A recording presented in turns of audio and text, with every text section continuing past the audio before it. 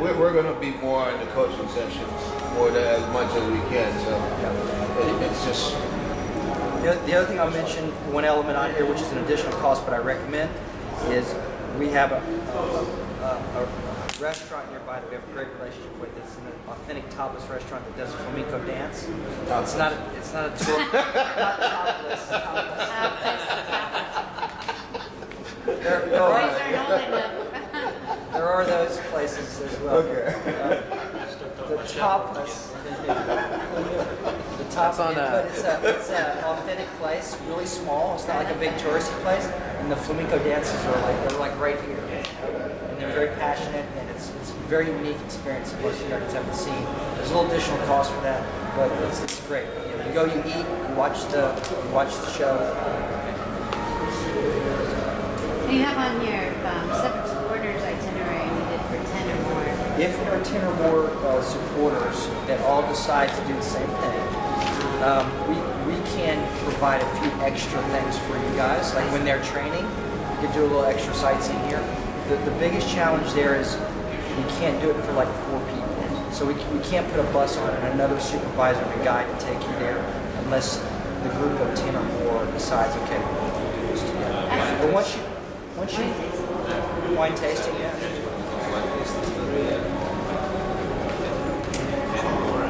I think it was fantastic. They had a blast. We moved around from there's like a couple different bars and wine tasting. I'll walk in. But yeah, once you know the size of the group outside, we can then talk to you about what extras to do. So how does it work with, I definitely get to know this stuff. It's pretty cool. Seeing, spending that day with, the boys, whether they're, training at the Real Madrid Academy and sightseeing, or, one of those days. So, like, how would that work as a parent? Like, ahead of time, when I say, all right, I'd like to be, take part and go and coach or whatever you got to do. If you buy the supporters package for the week, everything the kids do, you're welcome. You don't have to. Yeah. But you don't have to, whatever, their program is your program. And then if there's 10 or more and the group decides, okay, while they're training on these 2 days, we're going to go do this, then that works as well. If you want to pick and choose where you go, you really have to choose the daily rate for the full day. And when you're not doing that, that means you're not on the bus, you're not part of the meals, you're not going to the training session, you're literally on your own. Yeah. So I can provide. Is there not a daily rate on there? There might have been. I didn't see one. I saw the supporter price for the half. I can provide the daily rate for you guys. I'll send that through. You should put that on there. It's going to be the most economic one will be the full package. So the daily rate will be sort of a prorated daily rate plus a little extra. Okay. So that's how that works. But I can send that through. I don't know off the top of my head. I have to look at the costing. Okay. How many parents usually? The supporters include siblings, or parents. Right now it's running about 30-35%. But the way it skews is the younger the teams you go, the more parents. The older the teams go, you're kind of in that middle range. So, but it doesn't matter. I mean, if one parent goes or if 20 goes, it's fine. It's fine. And also, something that's important on the parent side is this is priced, you'll see, as a double room, 2-door room. Okay? There's a supplement listed here for single rooms. Okay? $385. So the players are going to be 2 or 3 to a room, all with their own bed, like a real bed, like mine. The parents are priced 2 to a room, unless you want to pay the single room supplement and go one. So if you have parents going on their own, okay, that's important because it costs them more unless they want to match up with someone. In the past, you would have like 2 parents stay in a room and they just split, the cost there. Whereas taking a single room is a little bit more expensive. Well, this is priced assuming there's 2 to a room. So they're not splitting that price. That's already a split price, right? So it's $385 more if you would take that plus add $385 to it for the single. Yeah, thanks, Dan. We always get questions. If there's kids under 12, often we will get the hotel, if you stay in the same room as you, hotel will offer discounts. If you have kids under 12, they need to come to us and we'll confirm that for discount. There is a discount. Kids over 12, they consider adults and they charge the same. Do you guys arrange hotels for, or can we get on in the same hotel if we don't want to do anything, any of the supporters package, but wouldn't mind proximity to the kid? Although I think my kid probably just want to stay in the same hotel as me, but there might be other parents who would feel more comfortable if, all right, you go do your thing during the day, you go train, but at night, at least I want to be able to stay in the same hotel as you and check in with you if necessary. Do you guys arrange that? You're saying all you would want to do is book in the hotel and not do anything else with the group? Not me personally, but Yeah. I can imagine there might be some parents on the team that would be interested in something like Yeah. that if they do go. They're like, you do your thing. I'll tell you what happens typically is the parents that go or go two ways usually. They either want to be with the kids and see as much as the kids are seeing, or they want to go off and do their own thing and maybe a day or two do the kids stuff. That's what the daily rate's for.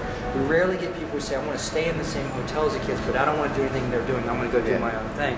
If they're going to go do their own thing, they typically want to stay in Madrid or do something totally different. Okay. So we rarely get that. If we did get that, tell them to come to us and we'll talk them through it. But we rarely say, okay, well, we'll just give you a hotel booking. You're not part of anything that the kids are doing or anything. Yeah. You're just staying there with them. That doesn't happen very often.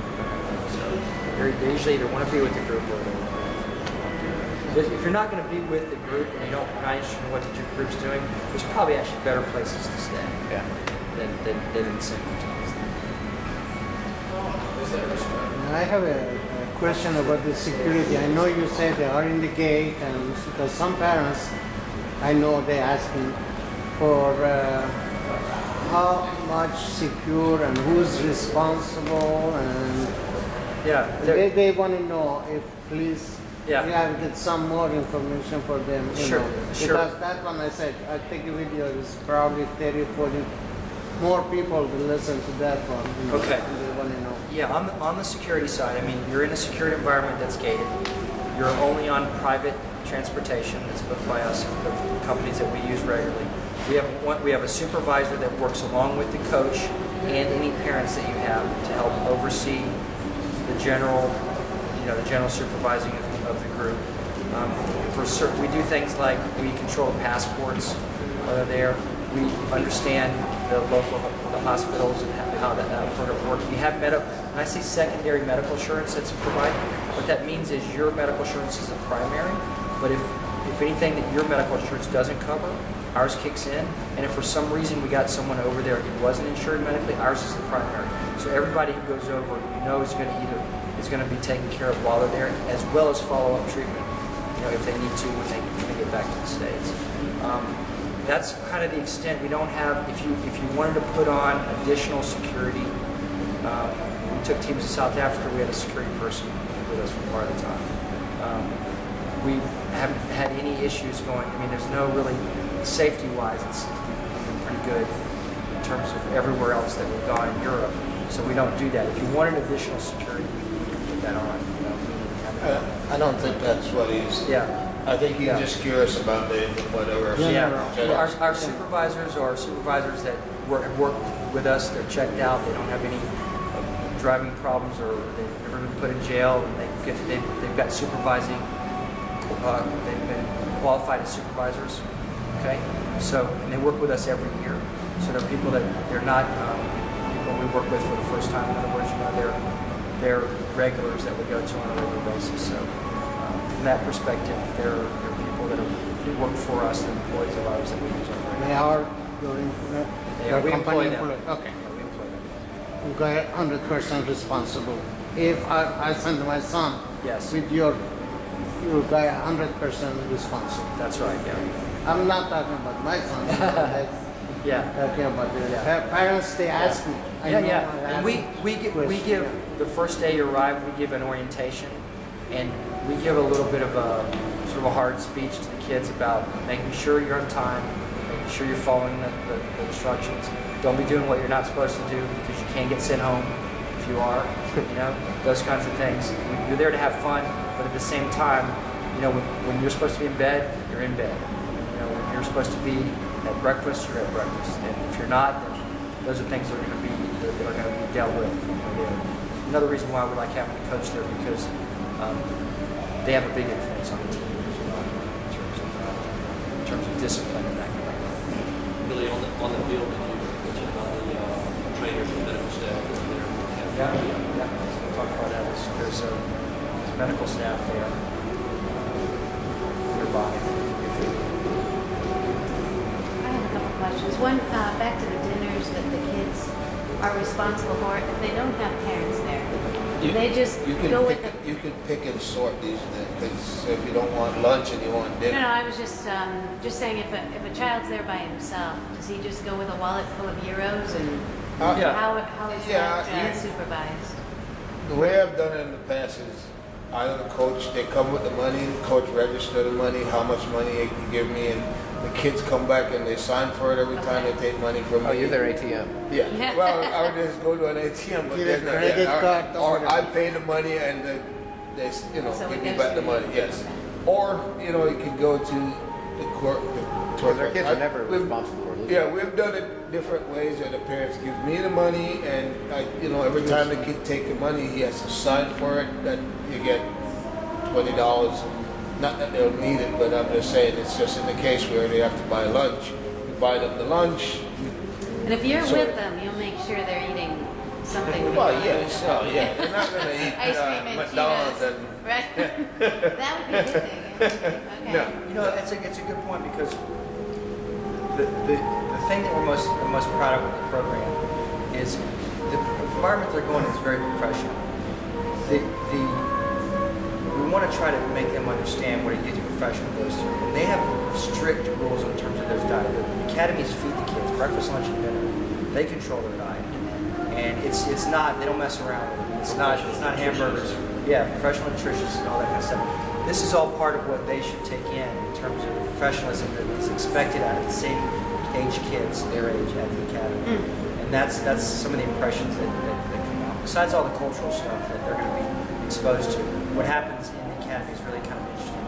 They really get an eye opener in terms of it's when they see how the coaches expect the expectation of coaches that they have with the players.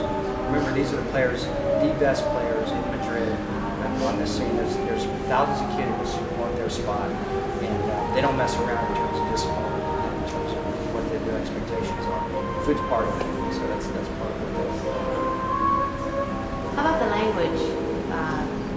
Yeah. Will they understand what the First of all, coach is just saying? the supervisors are bilingual, okay, fluent in English, so that they'll be able to. Most of the coaches that we use can communicate, at least have a good enough knowledge to communicate on the field. Listening English. We had a few cases with the players that they didn't even speak English. We had a group last summer with 12 different nationalities. Wow. It was a unique group because it was a select group of players. There was one Japanese kid that could not speak English. A word of Spanish. There was a Chinese, but English they're good. One is actually very good.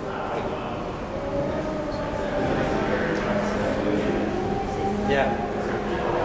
Or you just get your kid to learn Spanish. Yeah, well, we're working on it.